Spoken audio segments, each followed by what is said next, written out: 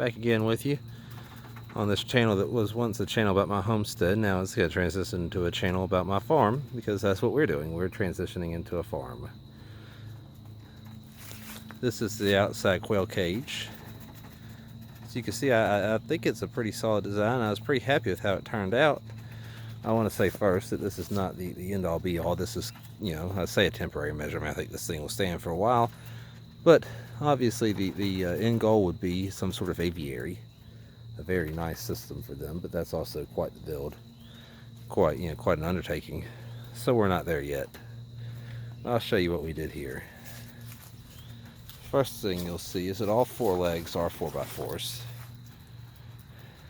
And that the top and bottom part of the actual cage itself, this is actually a rectangle of 2x4s that were attached to the 4x4s. You can see the metal, and these are heavy duty metal brackets right here. And you can't see as well, but there's ones here too. And this is the door that's covering it up. It helps to connect the 4x4 to the 2x4s.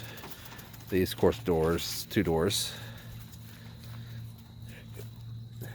Not attached to permanent roof yet. I've been using a tarp, and that seems to be holding up okay for now. And to be quite honest, you know, tarp's not that expensive. If it eventually gives out, I'll get another tarp. I have more I can use. This is a look at the other side, and that's a good look at the bracketing that I did.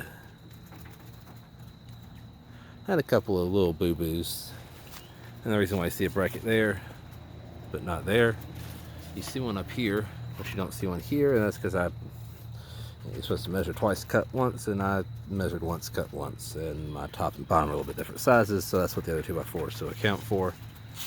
Another thing that I will do very soon, I've not done yet, and I need to. See if I can illustrate this here.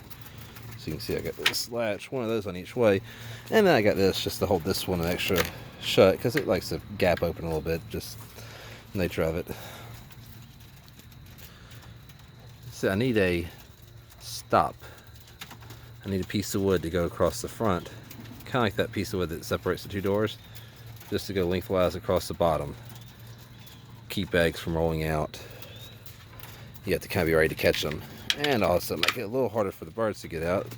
They don't really do anything when they get out. They just kind of walk around until you put them back in. They're kind of lost when they're not in their natural habitat on this farm, their cage. But I mean, we say that, but they have been bred to be in cages for a long time. They think this is a very nice cage. And down at the bottom, that is wood chips that, of course, I throw down. I throw down about every week, and their droppings fall and I throw it down again. And that's a form of slow composting. I will go ahead and turn them here pretty soon and throw some more chips on there, probably today or tomorrow. But that's a look at the outdoor quail cage.